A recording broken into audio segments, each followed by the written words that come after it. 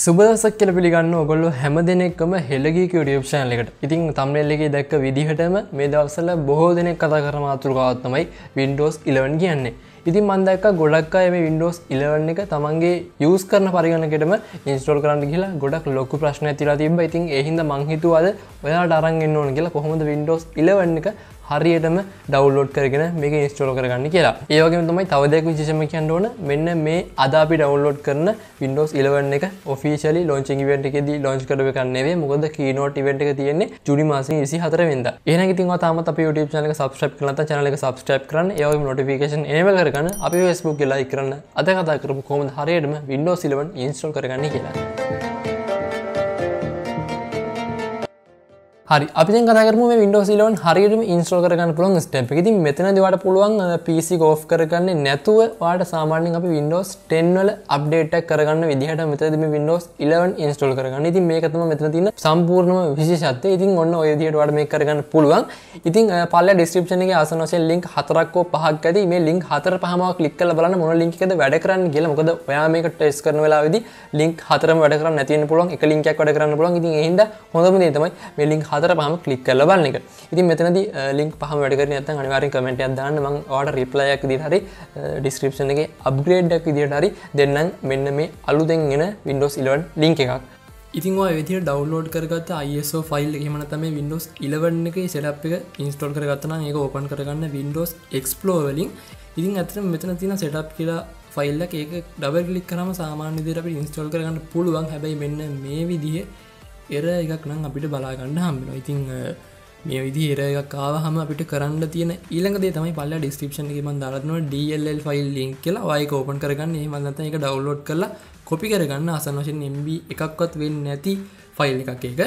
ඉතින් ඒක copy කරගන්නවා මුලින්ම description එකෙන් link එකකින් අරන් ඊට පස්සේ අපි මෙන්න මේ විදිහට new folder එකක් හදනවා. ඔයා කැමති තැනක මේක හදන්න. ඊට පස්සේ අර කලින් අපි extract කරගත්ත එහෙම නැත්නම් වෙනම open කරගත්ත මේ ISO file එක තුල තියෙන file ටික control A ගහලා එහෙම නැත්නම් මේ විදිහට select all දීලා මෙතන අලුත් folder එකට එහෙම නැත්නම් අලුතෙන් අපි create කරගත්ත new folder එකට copy කරන්න.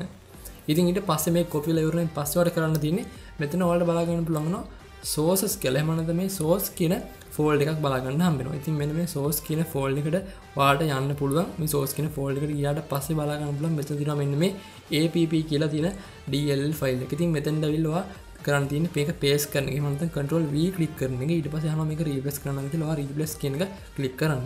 ඉතින් replace කියන එක click කරායින් පස්සේ මේක replace වෙනවා. ඊට පස්සේ ඔයාලට පුළුවන් මෙතන තියෙන setup file එක run කරන්න. ඉතින් preparing ඊට පස්සේ ඔයාලට පුළුවන් මෙතන මේක okay කරන්න. ඊට පස්සේ අහනවා මෙතනින් ඔයාගේ file තියෙන විදිහටම තියන්නද එහෙම නැත්නම් clean format එකක් එක මේ update එක දෙන්න දෙන්න. ඉතින් ඔයාලට පුළුවන් මේ keep everything කියන එක තියලා මෙතන accept කරන්න. ඉතින් ඊට පස්සේ ඔයාලට බලා ගන්න පුළුවන් ඊටමත් ලේසියෙන්ම මෙන්න මේ විදිහට ඔයාගේ Windows 11 මේ installation process එක සිද්ධ වෙන්න පටන් ගන්නවා. ඉතින් දැන් ඔයගොල්ලෝ බලන් ඉන්නේ මොනවද මේ Windows 11 එක අලුතෙන් අපිට ලැබිලා තියෙන්නේ. ඉතින් අතට මම මේකෙදී කෙටියෙන් කතා කරලා නම් අපි 24 වෙනිදා keynote එකෙන් පස්සේ කතා කරමු මොනවද අලුතෙන්ම ඇවිල්ලා තියෙන features කියලා. ඉතින් මුලින්ම කියන්න ඕනේ මේකෙදි task bar එක අපිට සාමාන්‍යයෙන් බලා ගන්න හම්බුනේ බිත්තියකට එහෙම නැත්නම් wall එකට align වෙච්ච task bar එකක්. ඉතින් මේක MacBook එකේ වගේ මැදට රංගවිලා තියෙනවා. ඒ වගේම ඔයාලට කැමති files මේකේ pin කරගන්නත් පුළුවන්. ඒ වගේම මොකක් හරි software එක open කරාම නිකන් අමුතුම ලස්සනක එක තමයි මේක නිර්මාණය වෙලා තියෙන්නේ මෙන්න මේ task bar එක. ඉතින් ඒක තමයි පළවෙනි දේ. ඊට පස්සේ අපිට බලා ගන්න පුළුවන් වෙනවා මේ Windows 10 ලා තිබු live titles අයින් කරලා මෙතනදී pin කරන්න පුළුවන් software සහ files අර මම කලින් කිව්වා වගේ මේ දේවල් සහ shutdown button, restart button ඒවා අපිට ඇඩ් වෙලා තියෙනවා. සාමාන්‍යයෙන් අපිට Windows 10 බලා ගන්න හම්බුනේ ඒකේ තියෙන menus ඒ වගේම හැම දෙයක්ම box type එකට. ඉතින් මෙතනදී curved එහෙම නැත්නම් round කවුළු වලින් තමයි මේක නිර්මාණය වෙලා තින්නේ. ඒකත් අපි මෙතනදී මතක් කරන්න ඕනේ. ඒ වගේම Windows 10 වල අවසාන අප්ඩේට් එක කියන්නේ latest අප්ඩේට් එක වෙච්ච 21H1 එකේ හම්බුණු මෙන්න මේ ෆීචර් එකත් මෙතන ඔයාලට බලා ගන්න හම්බෙලා තිනවා. ටිකක් වෙනස් කරලා තමයි ෆීචර් එක මෙතෙන් දෙද්දි. ඉතින් ඔන්න ඔය දේවල් කිහිපය තමයි මට මෙතනදී දකින්න හම්බෙන්නේ. හරි අපි දැන් බැලුවේ කොහොමද Windows 11 හරියටම install කරගන්න කියලා. මම හිතනවා ඔයාලට අනිවාර්යෙන් ප්‍රශ්නයක් නැතුව මේ දේ කරගන්න පුළුවන් වෙනද කියලා. ඉතින් මේකේ තියෙන ප්‍රශ්න ගැටලු අනිවාර්යෙන් අපි comment section එකේ කතා කරමු.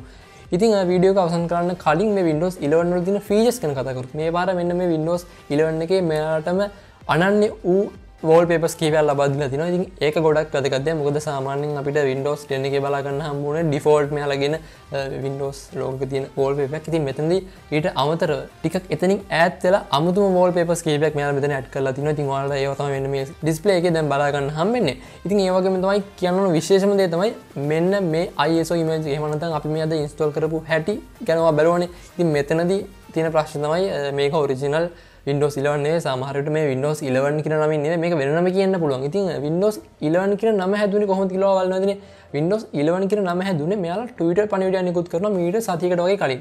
ඉතින් මේ සතියකට කලින් මේ Microsoft සමාගම මේ විදිහට නිවේදනයක් කරද්දි මෙතන ඔයාලට දැන් බලා ගන්න පුළුවන් වෙනවා Windows 4ක් තියෙනවා. channel 4ක් තියෙනවා. මේ channel 4න් සාමාන්‍යයෙන් shadow එකක් වටේදී එන්න ඕන කොටු 4ක් විදිහටනේ. ඒත් මෙතනදී මේ shadow එක නිර්මාණය වෙන්නේ 11ක් කියන එක නිරූපණය කරන්න. ඔයාලට සාමාන්‍යයෙන් බැලුවොත් බලා ගන්න පුළුවන් ඉරි කැලි දෙකක් තමයි මෙතන නිර්මාණය වෙන්නේ. ඒ කියන්නේ එකේ ඉලක්කම් දෙකක්. ඉතින් එතනින් ඔයාලට පිළිබිඹු වෙන්නේ 11 කියන සංකේතය. ඉතින් ඒකත් එක තමයි ගොඩක් අයට හිතන් හිටියේ මෙන්න මේ Windows 11 කියන එක ගැන. ඒ වගේ තමයි ඊළඟ කාරණාව තමයි 2025 දී මම දැන් තවත් වසර 4කට ආසන්න කාලෙකින් Windows 10 විශ්‍රාම යනවා. එහෙම නැත්නම් රිටයර් වෙනවා කියන දේ කිව්වා. ඒ කියන්නේ සම්පූර්ණයෙන්ම Windows 10 කියන එකක් නැහැ. ඒ කියන්නේ 2025 වෙද්දී. ඉතින් 2025 ඔක්තෝබර් 14 වෙනිදා තමයි මේක ඩේට් එක දීලා තිබ්බෙත්. ඉතින් ඒ හින්දා තමයි කට්ටිය හිතන් හිටියේ මේ ඊළඟ OS එක Windows 11 කියලා. ඒ වගේම වීඩියෝ එක අවසානට යන කලින් මට කියන්න අමතක වුණා වීඩියෝ එකේ ඉන්ට්‍රොඩක්ෂන් එකේ දාලා වීඩියෝ එකේ මැදදිවත් මේ දේ ඒ තමයි මේක ඔයා ගාව තියෙන මේන්ම PC එකට ඉන්ස්ටෝල් කරන්න යන්න එපා. මොකද ඔයා ගාව PC දෙකක් තියෙනවා නම් laptops දෙකක් තියෙනවා නම් මේකෙන් ඔයා අඩුවෙන්ම use කරන PC එකට මේක දාගන්න වග බලා ගන්න. මොකද ඔයාගේ main PC එකට මේක ඉන්ස්ටෝල් කරලා මේකේ තියෙන malware එකක් ransomware එකක් bug එකක් හින්දා සමහරට ඔයාගේ file නැතිලා ඉන්න පුළුවන්. මොකද මේක මම කලින් ඉන්ට්‍රොඩක්ෂන් එකේදී කිව්වා වගේම official keynote event එකේ release කරපු OS එකක් නෙවෙයි. මොකද Windows ලගේ official Facebook page වල official website වල කිසිම වෙලාවක මේ Windows 11 කියන වචනත් බලා ගන්න හම්බෙන්නේ නැහැ. මෙන්න මේ Windows 11 වලට දාලා කිසිම wallpaper එකක් කිසිම UI එක screenshot එකක්වත් අපිට බලා ගන්න හම්බෙන්නේ නැහැ. මේක leak එකක්. ඇත්තටම අපි හිතනවා මේක මේ විදිහට සිද්ධ වෙයි කියලා. මොකද මෙච්චර දෙයක් මේ වෙනකන් වෙනවා කියන්නේ අනිවාර්යයෙන්ම Windows 11 කියලා එකක් එයි කියලා. මගේ නම් පෞද්ගලික මතය කොහොම හරි අපි බලමු මොනවා වේද කියලා. ඉතින් මම හිතනවා සරලව මුදන ගන්න ඇති කොහොමද Windows 11 එක install කරන්න හරියට මෙතනදී key features වගේ දේවල් අපි පොඩියට කතා කරා. අපි ඉස්සරහදී ටිකක් ලොකු වීඩියෝ එකක් අරන් කතා කරමු මොනවද මේකේ තියෙන features වගේ දේවල් ගැන. එහෙනම් ඉතින් අපි මේකේ තියෙන අදහස් සහ ප්‍රශ්න ගැටලු දේවල් comment section එකේ කතා කරමු. එහෙනම් ඉතින් අද වීඩියෝෙන් ගිහින් එන්න. ඔයාලා තාමත් හෙලිගීක subscribe කරලා නැත්නම් හෙලිගීක subscribe කරන්න. ඒ වගේම අපි Facebook එකේ like කරන්න. අපි මේ වගේ interesting වීඩියෝ එකකින් ඉක්මනටම හම්බෙමු. ඔයාලා හැමෝටම සුබ දවසක්.